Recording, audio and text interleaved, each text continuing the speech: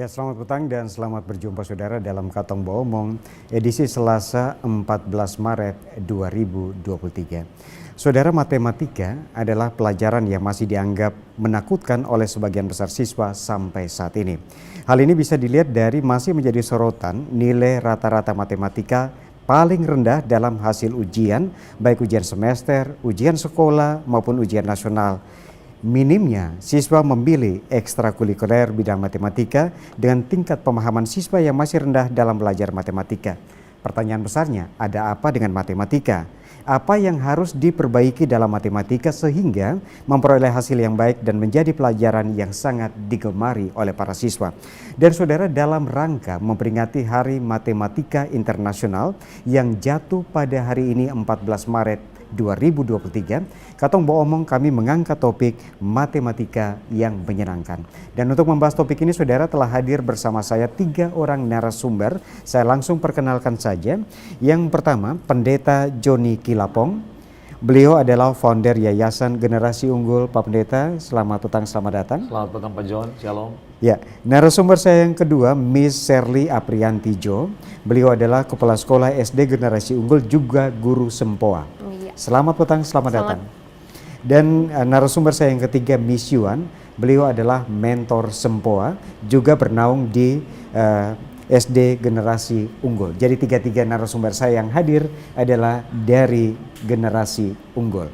Oke, dan tentunya kita ingin mengetahui bagaimana metode pembelajaran di Yayasan Generasi Unggul, khususnya mungkin di SD Generasi Unggul itu sendiri. Nah, saudara, 60 menit ke depan kita akan berbicara berkaitan dengan matematika yang menyenangkan. Di awal ini saya ingin langsung ke Pak Pendeta Joni Kilapong selaku founder Yayasan Generasi Unggul. Belum banyak masyarakat Kota Kupang tahu tentang keberadaan Yayasan Generasi Unggul. Nah, bisa diceritakan kepada kita sebelum kita masuk berbicara bagaimana teknik belajar di sekolah, mungkin bisa memperkenalkan Yayasan Generasi Unggul itu sendiri. Silakan Pak Pendeta. Baik, terima kasih Pak John. Kami mendirikan ada 2. Yang pertama adalah Lembaga Pendidikan Generasi Unggul tahun 2007. Dan lembaga ini membangun namanya Bimbingan Belajar Supermed Plus. Itulah cikal bakal lahirnya metode gatif atau gampang, asik, dan kreatif, hasil kerjasama kami dengan Profesor Yohanes Surya. Lalu tahun 2009 kami membangun yang namanya Yayasan Generasi Unggul yang mendirikan 4 tingkatan, TK Generasi Unggul, SD Generasi Unggul, SMP Generasi Unggul, dan SMA Generasi Unggul. Adapun visi dan misi dari Sekolah Generasi Unggul adalah menjadi pusat pelatihan dan pembentukan karakter unggul siswa yang kuat dalam kecerdasan, iman, dan karakter. Karena kita berharap bahwa dengan memperkuat ketiga hal tadi, baik karakter, kita singkatkan dengan KIK, kecerdasan, iman, karakter, maka ini menjadi kompetensi yang komplit yang ada dalam diri anak. Nah, kalau bimbel, kita hanya memperkuat 2, matematika dan sains. Nah, data yang terbaru yang dirilis oleh Dinas Pendidikan Menengah Provinsi NTT, ketika mereka memeriksa rapor pendidikan di NTT khususnya untuk tingkat SMA dan SMK, maka kita menemukan ternyata tingkat kemampuan numerasi anak-anak SMA kita itu berada di warna kuning. Artinya apa ini? Kalau warna kuning berarti belum mencapai kompetensi dasar yang ditetapkan oleh pemerintah.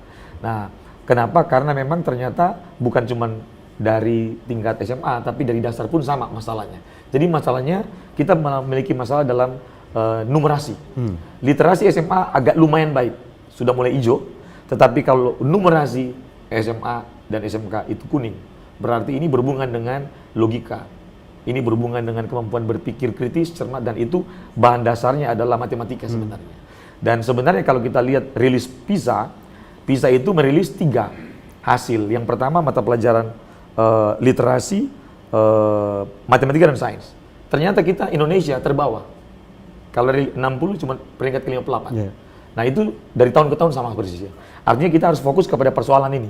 Nah, berarti siswa kita tidak semuanya suka matematika sebenarnya. Makanya kami menyusun namanya metode gampang, asik dan kreatif.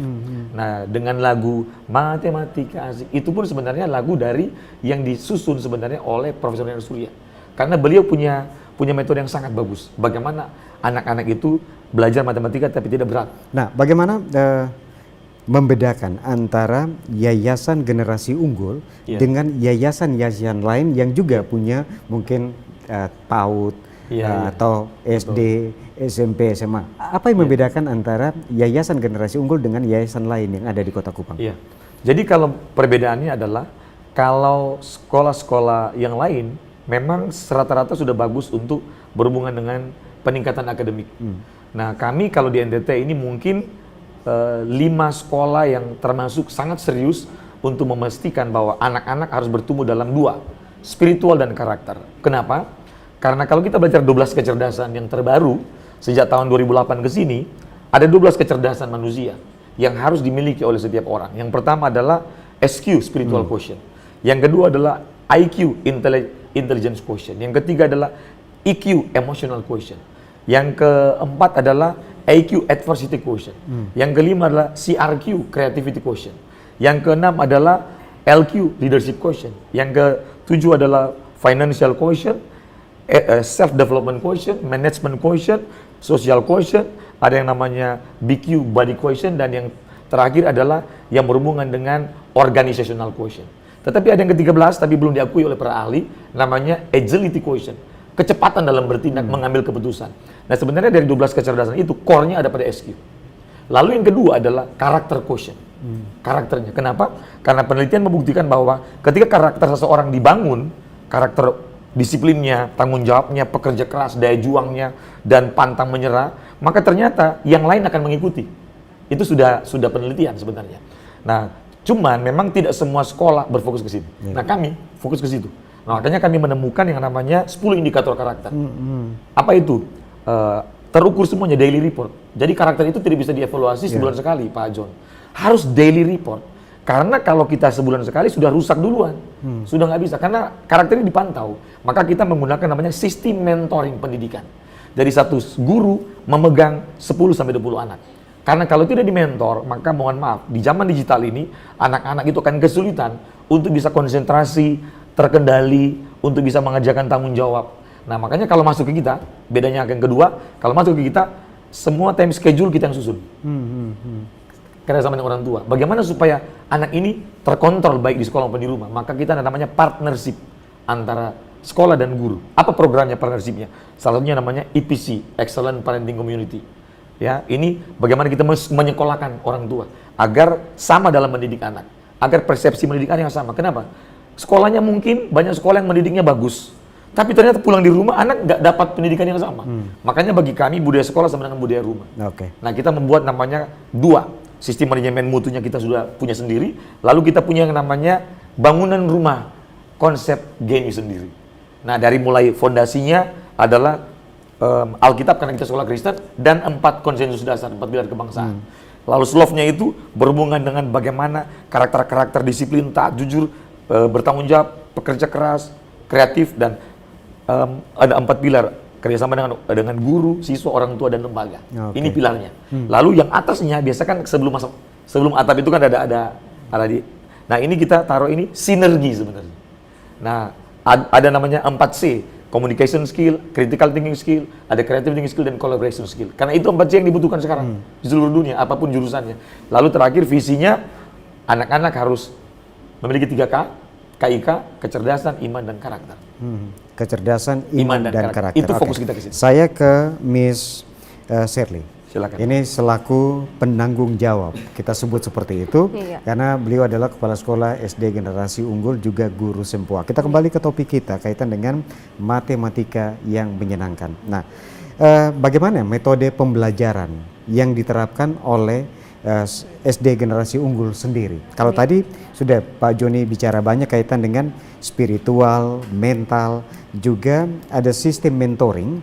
Satu guru itu memegang 10 sampai dengan 12 ya, 20 siswa. Oke, bagaimana metodenya? Ini memang guru-guru matematika itu selalu kami tanamkan untuk bagaimana cara mengajar matematika itu harus dari faktual dulu atau dari konkret dulu, baru bisa ke abstrak. Karena anak-anak SD, level SD, itu cara berpikirnya itu harus dari yang konkret dulu, baru bisa ke abstrak. Jadi selalu starting point-nya dari situ. Kenapa matematika itu menjadi tidak menyenangkan? Karena kebanyakan itu selalu mulainya dari yang abstrak dulu. Nah ini salah. Starting point-nya Jadi harus, selama ini salah sebenarnya. iya, kalau kita mulai dari yang abstrak, misalnya kita langsung mulai dengan angka 1, itu abstrak bagi anak-anak SD. Apalagi pelajar pemula. Maka kita harus mulai dari yang konkret dulu, menunjukkan benda yang jumlahnya 1, baru kita bisa ajarkan ke abstraknya. Jadi starting point-nya harus dari yang konkret.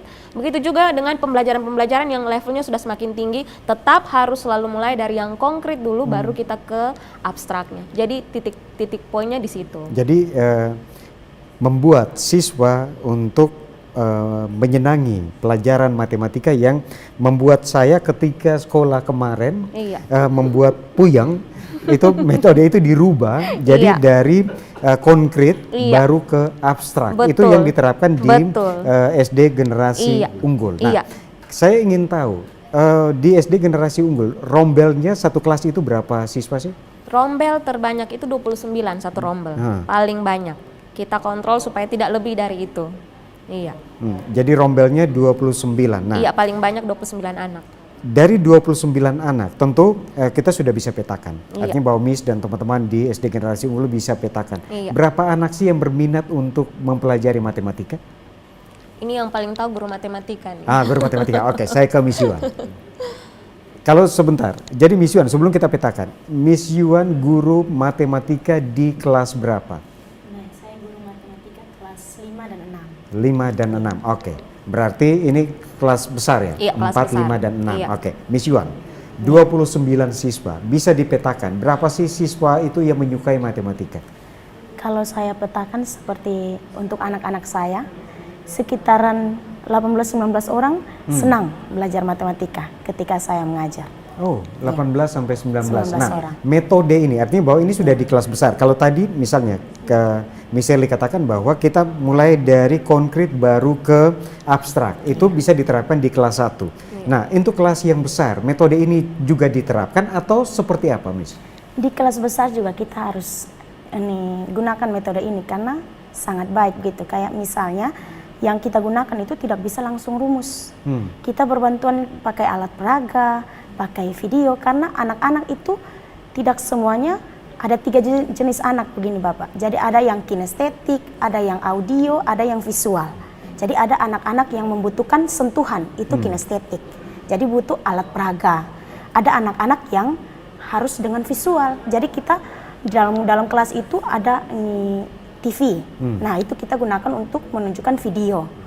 Terus ada anak-anak yang audio, makanya kami siapkan speaker juga, kayak gitu. Berarti kita dapat katakan bahwa dari 29 anak per kelasnya, 18 sampai 20 anak menyukai matematika, ini sesuatu yang luar biasa. Tentu metode terbaru yang sudah diterapkan di sekolah ini sehingga anak-anak mencintai matematika. Nah, kalau misalnya saya melihat ini ada peralatan yang juga dibawa oleh dua Miss ini sudah tidak asing lagi bagi kita, ini namanya sempoa.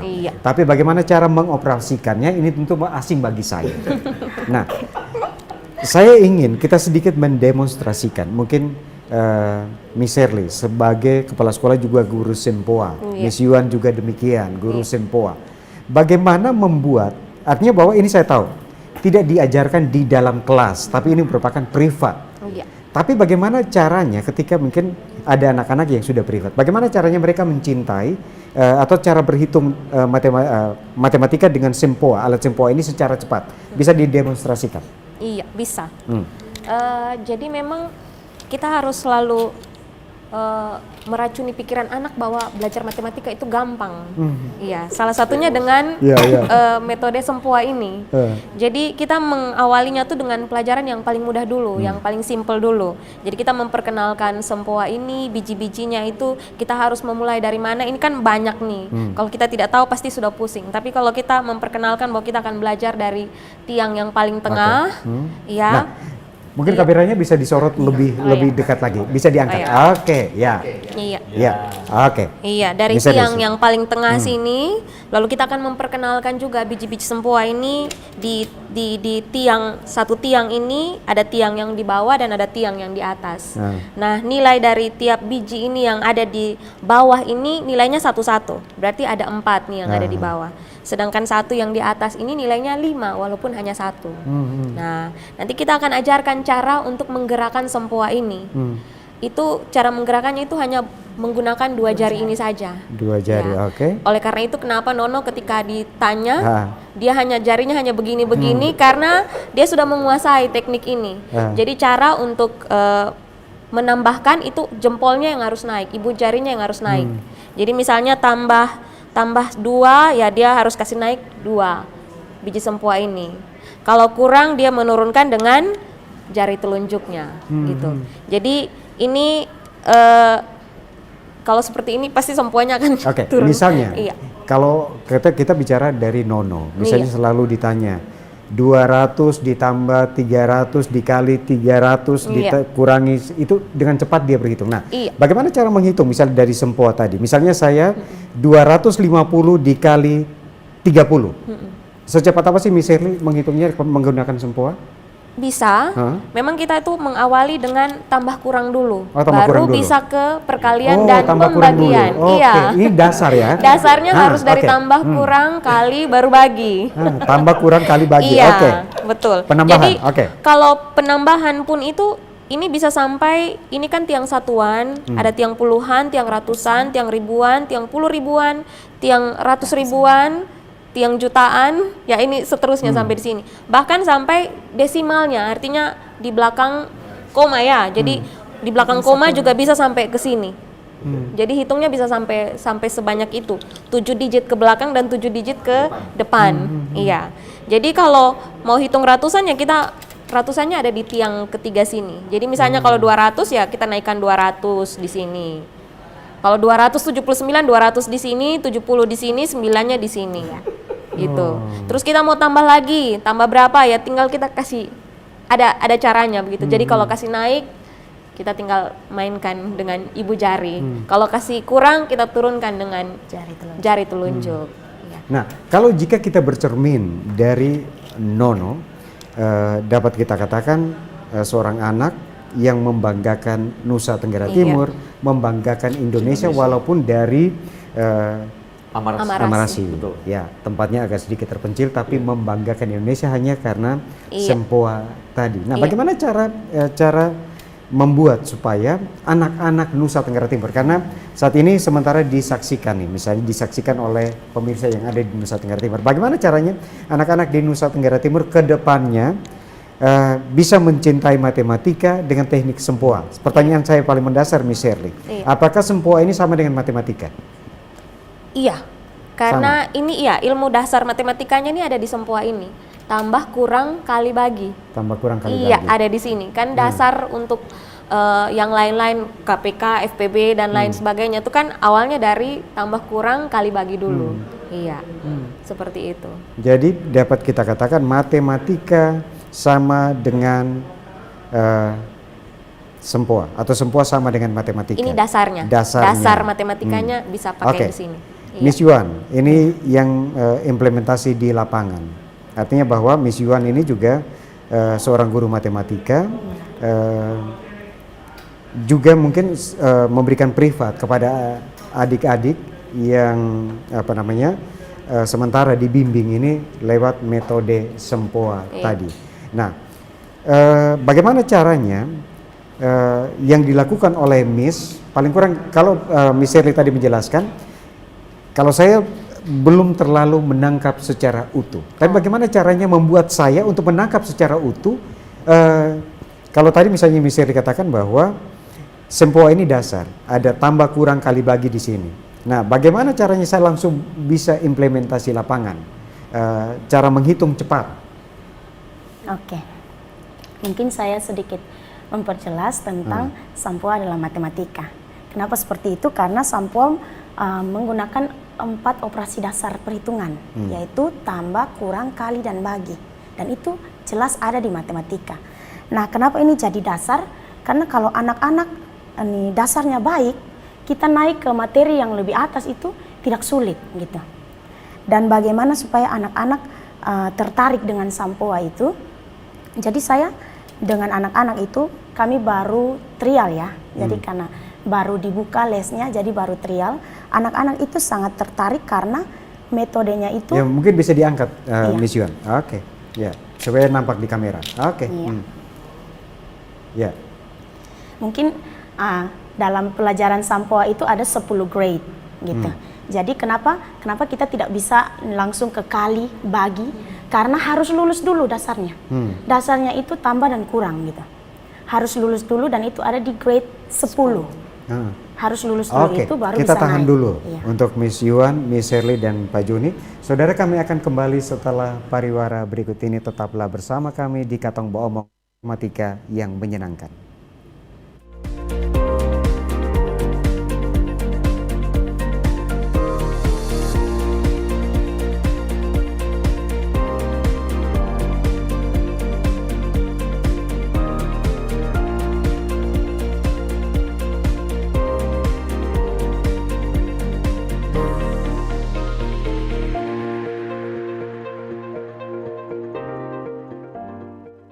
Dulu TV di rumah Inyong cuma jadi pajangan. Lah kepriben punya TV gambar nggak bisa ditonton. Beruat sampai ganti TV, ganti kabel, ganti antena, pindah tempat. Tetap baik, beruat.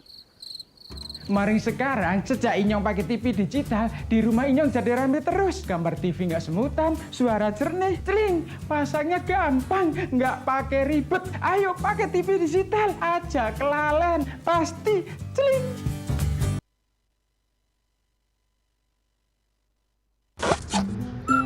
Taruh dikit. Geser lagi. Deso.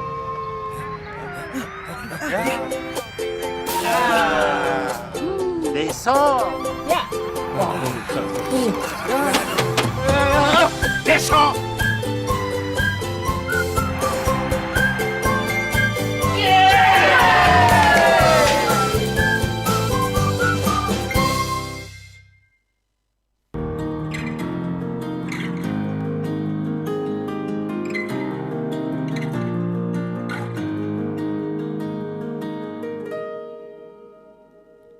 Berdiriku di sini, memandang Ibu Pertiwi di saat badai silih.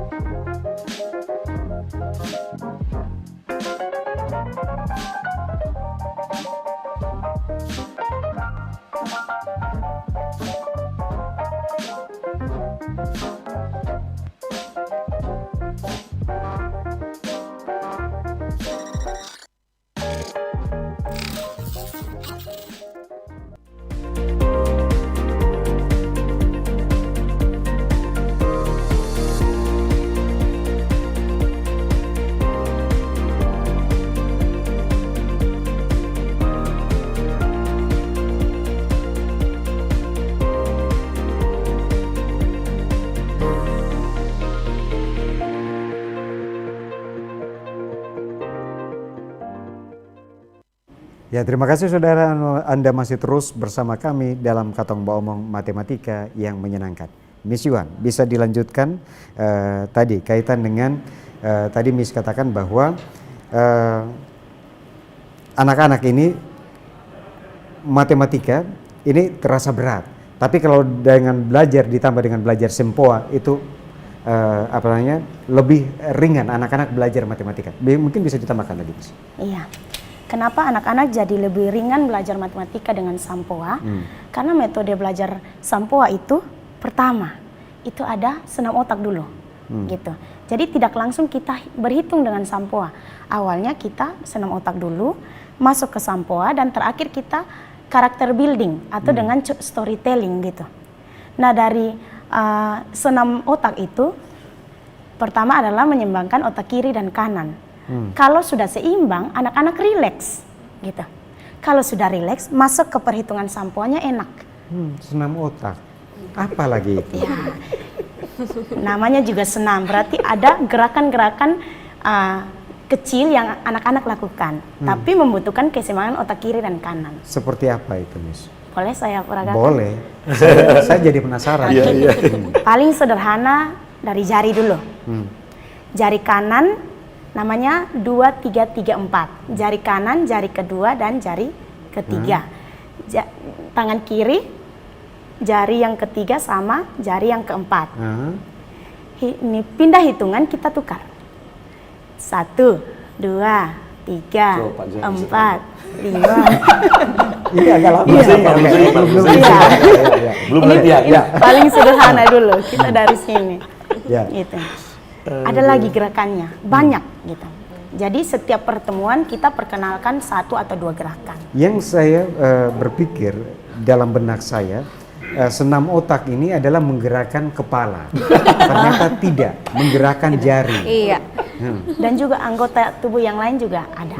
Dan ketika masuk ke pelajaran matematika yang dirasa sulit itu akan membantu anak-anak untuk rileks tadi. Iya, benar sekali.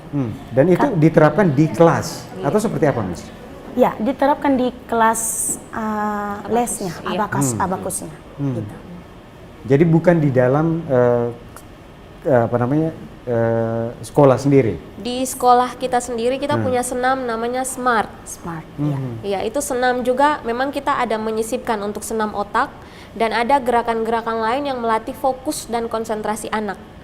Iya, ada gerakan-gerakan yang akan mendorong anak untuk sensori motorik mereka itu akan bagus.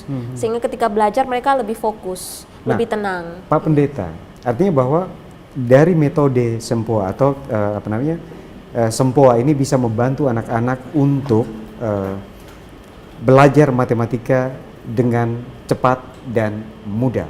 Nah, kenapa dari sisi yayasan tidak menghadirkan? Karena tadi saya mendengar bahwa ini diberikan privat dulu, tidak diterapkan di dalam kelas. Kenapa yayasan sendiri tidak mengambil metode yang gampang ini untuk diterapkan di sekolah?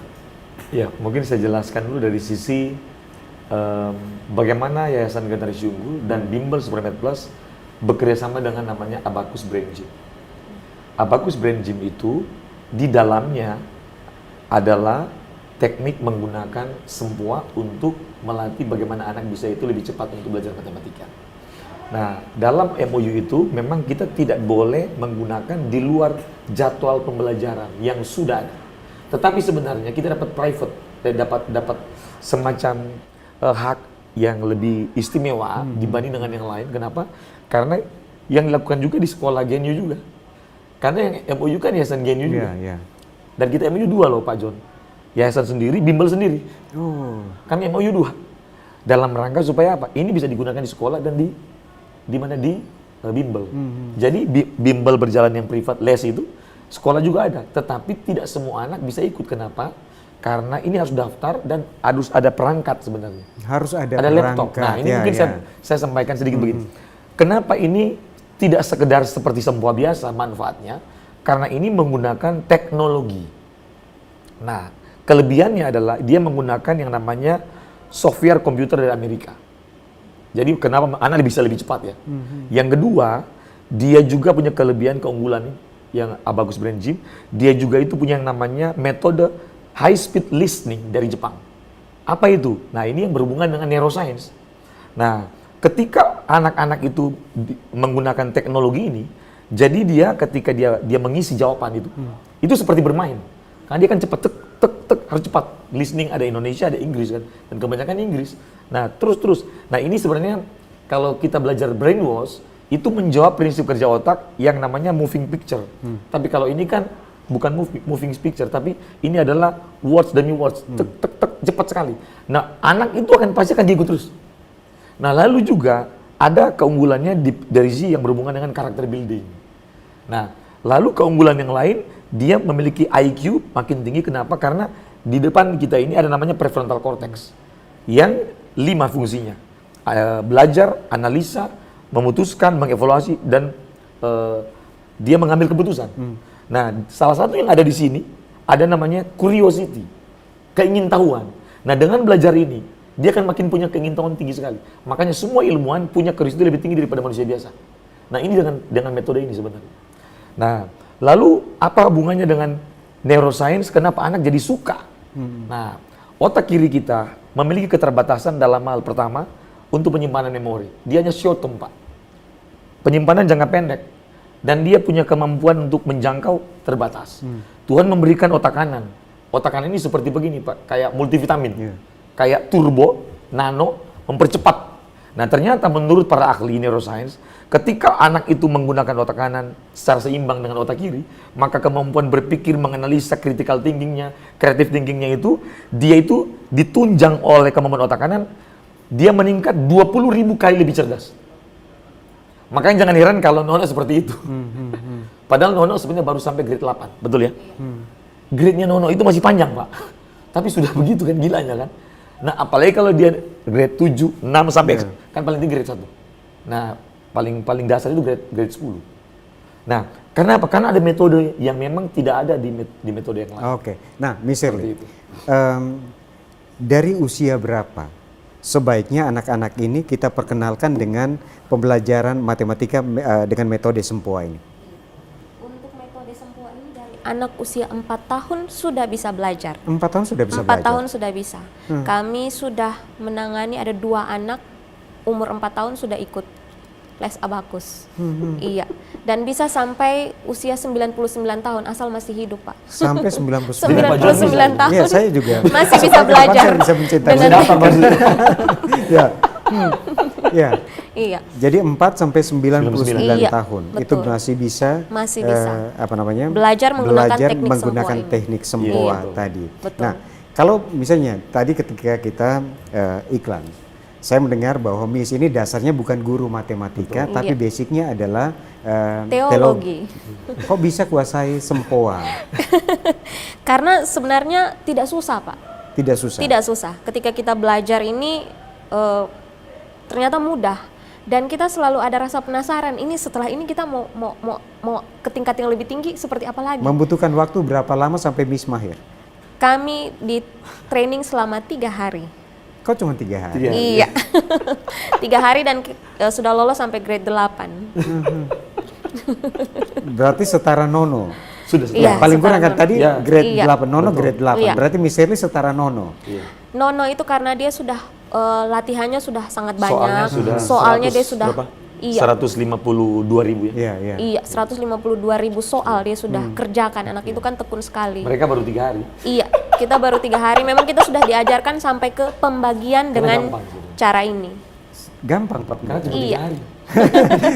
Saya jadi penasaran memang. Nah, Miss Shirley, artinya bahwa kalau kita bicara, mungkin di awal tadi saya juga sudah katakan bahwa kalau bicara matematika tidak semua anak suka. Pasti orang akan bilang mumet lah. Iya. Apalagi misalnya ketika pandemi COVID kemarin, orang tua harus memberikan pelajaran tambahan bagi anak dan yang paling susah saya rasakan adalah matematika itu sendiri. Saya harus mencari bantuan ke tempat yang lain bagaimana mengerjakan soal ini. Nah, khusus di ruang kelas, bagaimana dapat meringankan hambatan mental anak ketika mereka menghadapi pelajaran matematika? Bagaimana caranya? Itu dia, ada berbagai teknik yang guru perlu lakukan. Ya, jadi selain matematika itu kalau bisa dengan cara bermain, dengan cara yang menyenangkan, ada media-media yang bisa digunakan juga sehingga anak itu tertarik untuk belajar matematika. Dan memang seperti tadi Pak bilang bahwa anak-anak sampai ke level yang tinggi kok jadi mumet begitu karena dasarnya ditambah, kurang, kali dan bagi itu terhambat di sini. Ini hambatannya di sini. Nah, ini yang dasar ini harus selesai nih. Khususnya di perkalian biasanya nih. Di perkalian, konsep perkalian nih biasanya nih ini susahnya di sini nih. Nah, ini kita sudah menemukan teknik-tekniknya begitu untuk anak-anak. Misalnya kalau anak-anak dengan cara belajar, gaya belajar audio dinyanyikan lagunya, iya. Supaya mereka mudah untuk menghafal. Anak-anak dengan kinestetik bagaimana caranya? Kita bisa cari berbagai teknik supaya anak-anak bisa menghafal matematika. Nah, tidak Menghafal semua perkalian. artinya bahwa Iya. kita tahu bahwa pilar terdepan ini adalah guru. Tidak semua guru menguasai teknik yang sudah disebutkan. Tidak semua guru juga datang dengan ilmu yang sama khusus untuk matematika. Nah, memang tadi Pak Joni katakan bahwa dari yayasan kita membentuk spiritual dan juga karakter anak. Nah, kaitan dengan matematika sendiri, bagaimana cara? Karena tadi Miss katakan bahwa guru matematika hanya 2. Ini cukup berat karena mereka harus mengenalkan bagaimana dasar matematika dari kelas 1 sampai kelas 3, terus kelas besarnya 4 sampai 6. Iya. Hanya 2 guru matematika. Bagaimana membuat guru ini juga senang terhadap membuat anak-anak senang terhadap matematika? Bagaimana cara memotivasi guru untuk terus memberikan yang terbaik bagi anak-anak khusus matematika, Miss? Iya.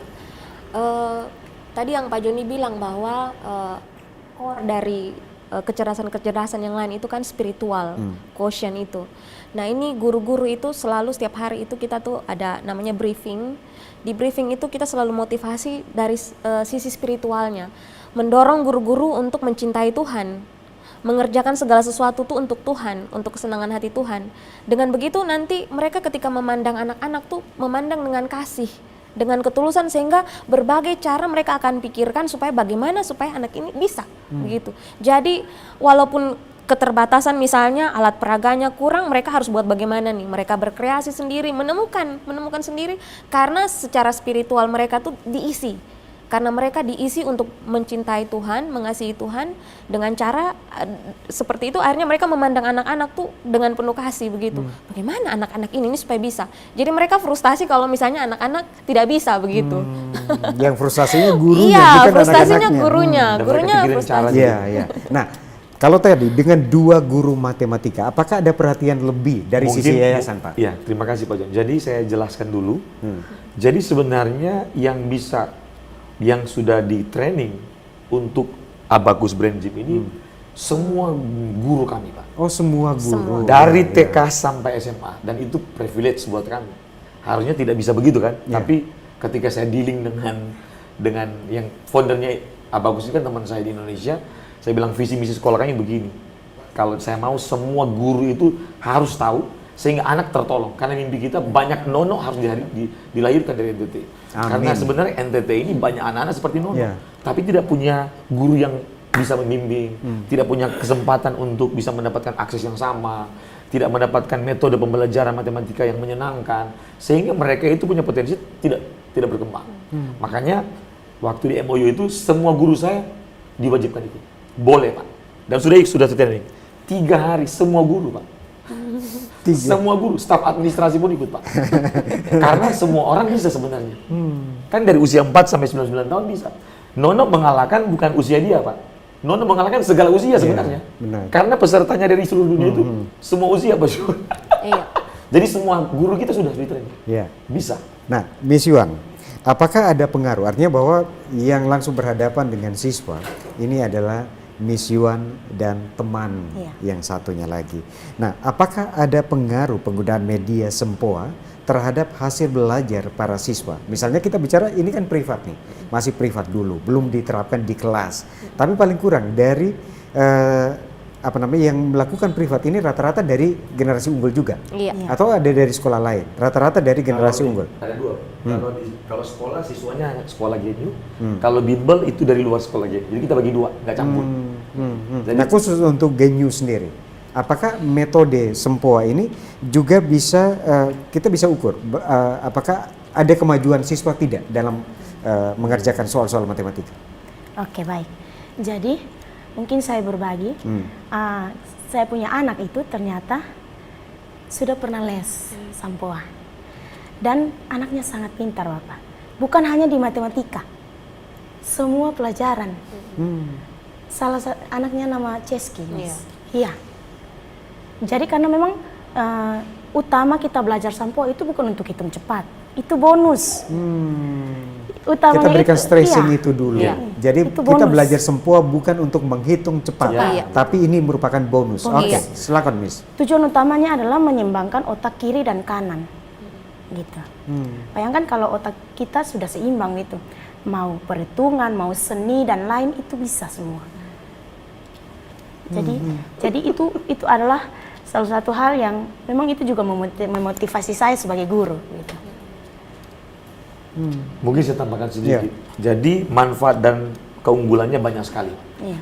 Jadi perhitungan cepat hanya bonus saja untuk belajar Sempoa dari metode abacus brain gym ini yang kita ajarkan. Nah yang pertama Pak, itu dia memiliki EQ, emotional quotient-nya bagus.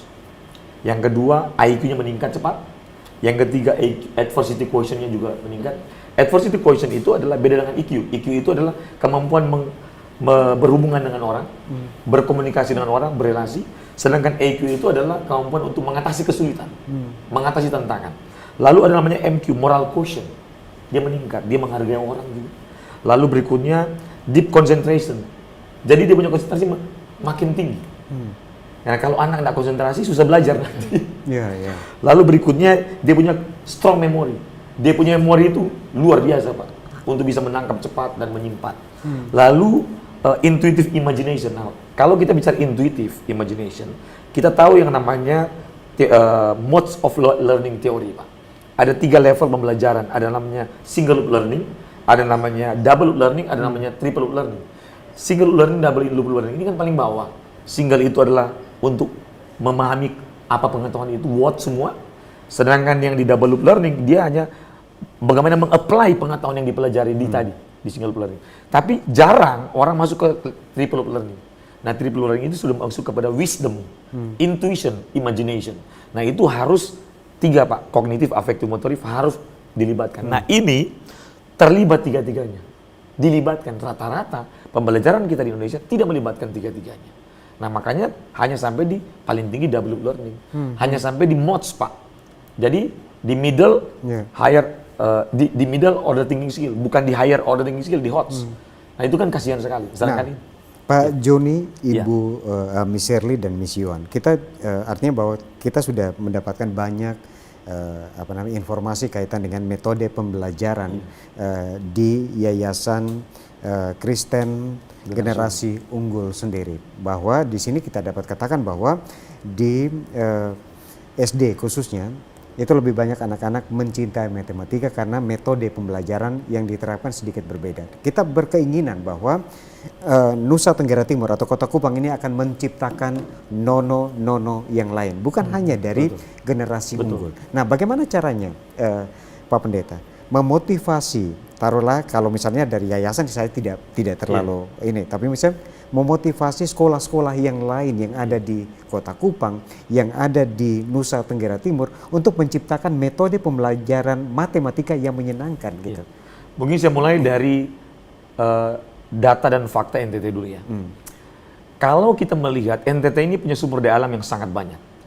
Kalau punya sumber daya alam yang sangat banyak, maka tidak ada cara lain. Kita harus melahirkan para ilmuwan banyak yang berhubungan dengan kemampuan numerasinya harus tinggi. Kalau misalnya numerasinya rendah, nggak mungkin kita lahirkan ilmuwan. Dan tidak mungkin kita bisa mengelola sumber daya alam ini. Sedangkan semua sumber daya alam dikelola oleh ilmuwan semua rata-rata.